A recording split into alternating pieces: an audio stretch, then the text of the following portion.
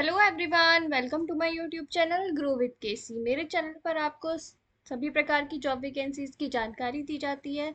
तो अगर आपको नौकरी की तलाश है तो चैनल को सब्सक्राइब कर लीजिए। चलिए बात करते हैं आज की वैकेंसी के बारे में। आज की वैकेंसी आई है हमारी एसएससी की तरफ से। एसएससी के एग्जाम्स तो अपने ही आप में बहुत ही ज़्यादा फेमस है। तो आज अब जो वैकेंसी एसएससी ने निकाली है वो CHSL की वैकेंसी निकाली है।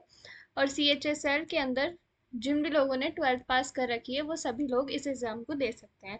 तो चलिए बात करते हैं इसके बारे में। आपके जो ऑनलाइन एप्लीकेशन फॉर्म है वो 23 जून से फिल होना स्टार्ट हो जाएंगे। 18 जुलाई इसकी लास्ट डेट होने वाली है। तो 18 जुलाई से पहले पहले आपको अपने एप्लीकेशन फॉर्म फिल कर देने हैं। 18 जुलाई से पहले 18 जुलाई से 4-5 दिन पहले ही आप हो सके तो जितना जल्दी उतना अपना एप्लीकेशन फॉर्म फिल कर देना, क्योंकि लास्ट के टाइम में लोग बहुत फॉर्म भरते हैं और साइट बिजी हो जाती है।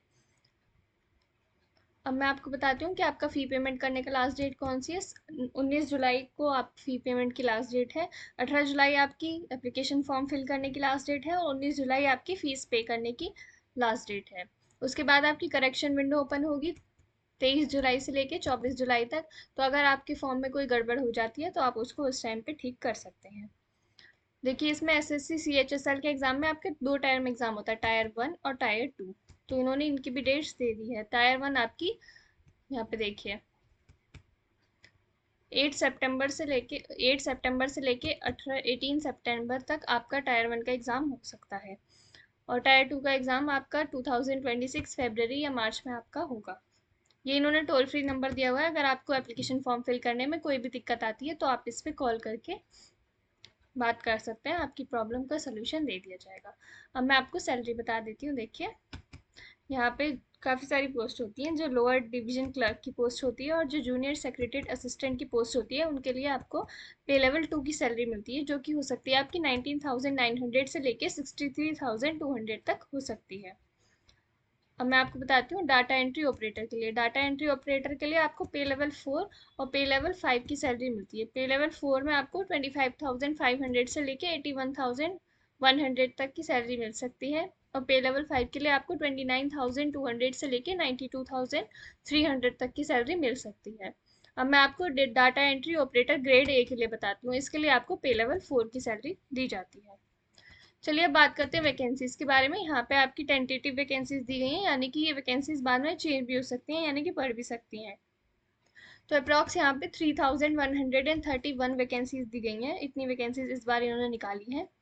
चलिए अब आगे देखते हैं इन्होंने क्या क्या इंपॉर्टेंट इन्फॉर्मेशन इसमें मेंशन की है। एज लिमिट मैं आपको बता देती हूँ। तो अगर आपकी एज जो है 18 ईयर्स से लेके 27 ईयर्स के बीच में है तो आप इसके लिए अप्लाई कर सकते हैं। एज रिलैक्सेशन भी यहाँ पे दिया हुआ है। SC ST के लिए 5 ईयर्स का एज रिलैक्सेशन है। ओबीसी के लिए 3 ईयर्स का एज रिलैक्सेशन है। पीडब्ल्यू अनरिजर्व के लिए 10 ईयर्स का एज रिलैक्सेशन है। पीडब्ल्यूबीडी ओबीसी के लिए 13 ईयर्स का। पीडब्ल्यूबीडी SC ST के लिए 15 ईयर्स का। और एक्स सर्विसमैन के लिए भी यहाँ पे एज रिलैक्सेशन है। बाकी भी लोगों के लिए यहाँ पे एज रिलैक्सेशन है, तो आप इसको यहाँ से देख सकते हैं। चलिए अब आगे देखते हैं आगे क्या क्या इन्होंने बताया है।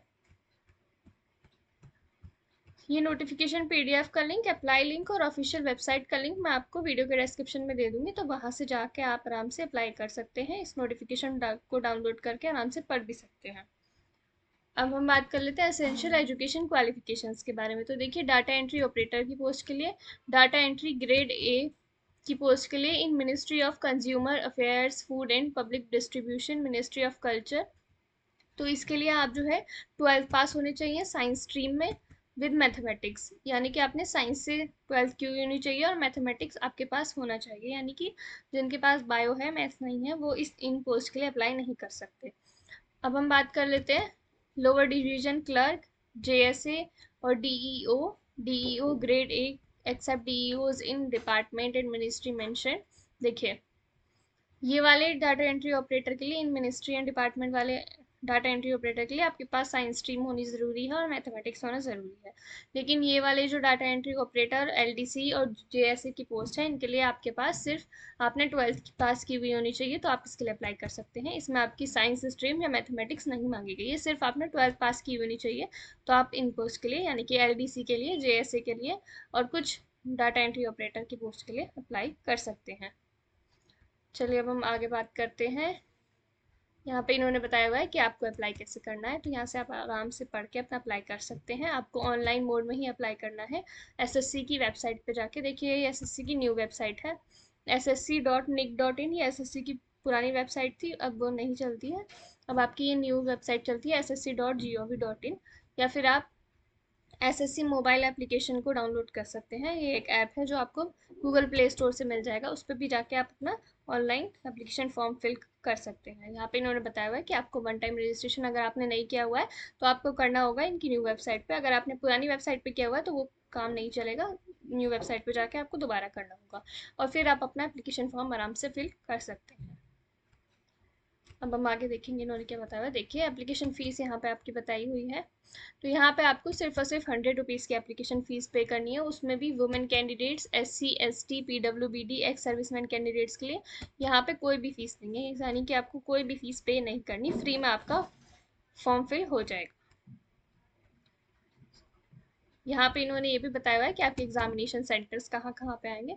रीजन वाइज इन्होंने बताया हुआ है कि आपके एग्जामिनेशन सेंटर कहाँ कहाँ आ सकते हैं, तो आप इसको आराम से देख सकते हैं।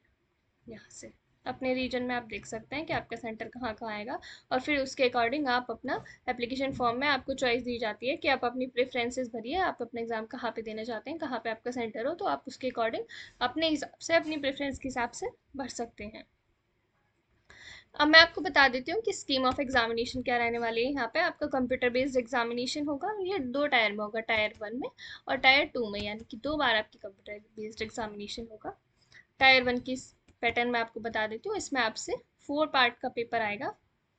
इसमें आपसे फर्स्ट पार्ट में आपसे इंग्लिश लैंग्वेज के क्वेश्चंस पूछे जाएंगे, 25 क्वेश्चंस होंगे 50 मार्क्स के। सेकेंड पार्ट में आपसे जनरल इंटेलिजेंस के 25 क्वेश्चंस पूछे जाएंगे। थर्ड पार्ट में आपसे क्वांटिटेटिव एप्टीट्यूड के 25 क्वेश्चंस पूछे जाएंगे और फोर्थ पार्ट में आपसे जनरल अवेयरनेस के 25 क्वेश्चंस पूछे जाएंगे। इसके लिए आपको टोटल 60 मिनट्स यानी कि 1 घंटे का टाइम दिया जाएगा। जिन कैंडिडेट्स के लिए स्क्राइब एलिजिबल हो उनको यहाँ पे 80 मिनट्स का टाइम दिया जाएगा।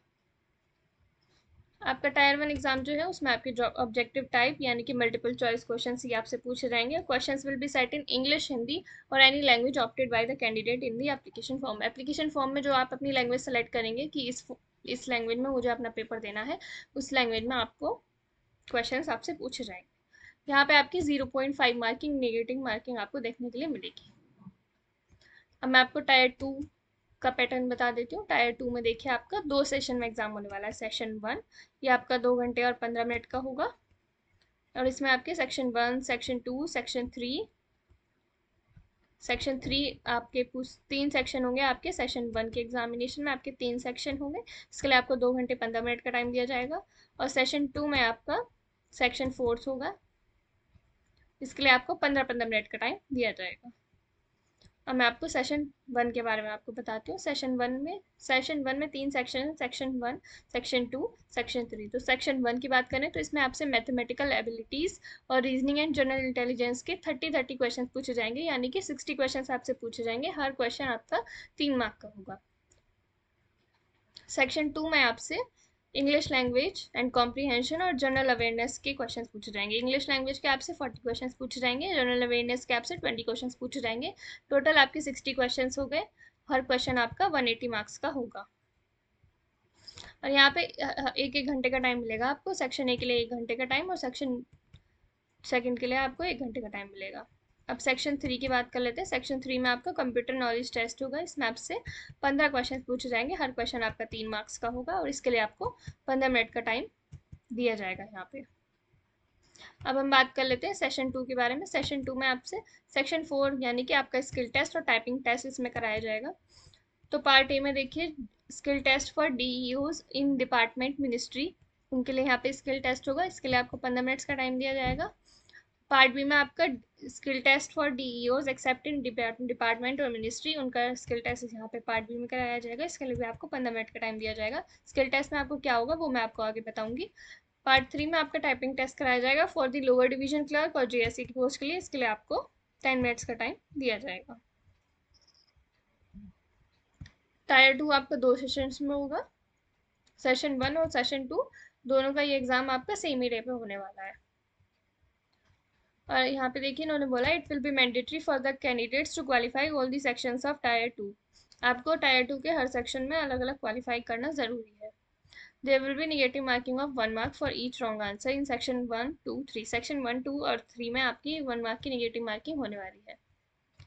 सेक्शन 3 में आपसे कंप्यूटर नॉलेज टेस्ट के क्वेश्चंस पूछे जाएंगे। ये सिर्फ आपका क्वालिफाई करना होगा नेचर में। It is in qualifying in nature, आपको इसकी बेसिस पे आपकी मेरिट नहीं लगेगी। और आपका जो सेक्शन 4 में स्किल टेस्ट होने वाला है वो भी सिर्फ आपको क्वालिफाई करना है। अब मैं आपको बताती हूँ स्किल टेस्ट आपका कैसे कैसे होने वाला है। तो देखिए, skill test data entry operator के लिए पहले हम बात कर लेते हैं। पार्ट ए में skill test for the post of DEO grade A in the department और मिनिस्ट्री। इनके लिए आपको आपकी कंप्यूटर टाइपिंग स्पीड होनी चाहिए स्पीड ऑफ 15,000 की depressions per hour on computer. इसका टेस्ट आपका यहाँ पे किया जाएगा। और पार्ट बी में for the skill test for the post of DEO grade A except in department and ministry, इसमें आपका डाटा एंट्री स्पीड ऑफ 8,000 की depressions per our and computer, इसका स्किल टेस्ट आपका लिया जाएगा। पार्ट सी में आपका टाइपिंग टेस्ट होगा for the post of LDC और JSA. The medium of typing test will be in Hindi or English. The candidates will have to opt for the medium of typing test in the online application form. देखिए, जब आप अपना application form fill करेंगे तो आपसे पूछा जाएगा कि आपको अपना, अगर आप एलडीसी या फिर जेएसए की पोस्ट के लिए अप्लाई कर रहे हैं तो आपसे टाइपिंग टेस्ट का मीडियम पूछा जाएगा कि आपको टाइपिंग टेस्ट हिंदी में देना है या इंग्लिश में। तो जो आप उस टाइम पे चूज कर लेंगे उसी में आपको अपना टाइपिंग टेस्ट देना होगा, बाद में ये चेंज नहीं होगा। Candidates opting for English medium, देखिए जिन्होंने इंग्लिश मीडियम के लिए चूज किया है उनका टाइपिंग स्पीड होनी चाहिए 35 वर्ड पर मिनट की स्पीड यहाँ पे होनी चाहिए। और जिन्होंने हिंदी मीडियम के लिए चूज किया है उनकी स्पीड 30 वर्ड्स पर मिनट होनी चाहिए। अब मैं आपको देखिए सिलेबस बता देती हूँ। यहाँ पे टायर 1 का सिलेबस दिया हुआ है, इंग्लिश लैंग्वेज का ये पूरा सिलेबस दिया हुआ है आपका। ये आपका जनरल इंटेलिजेंस का सिलेबस दिया हुआ है। यहाँ पे ये आपको क्वांटिटेटिव एप्टीट्यूड का सिलेबस दिया हुआ है। और ये आपका जनरल अवेयरनेस का सिलेबस दिया हुआ है यहाँ पे। अब यह आपका टायर 2 का सिलेबस दिया हुआ है। ये आपका मैथमेटिक एबिलिटीज़ का सिलेबस है। ये आपका रीजनिंग एंड जनरल इंटेलिजेंस का सिलेबस है।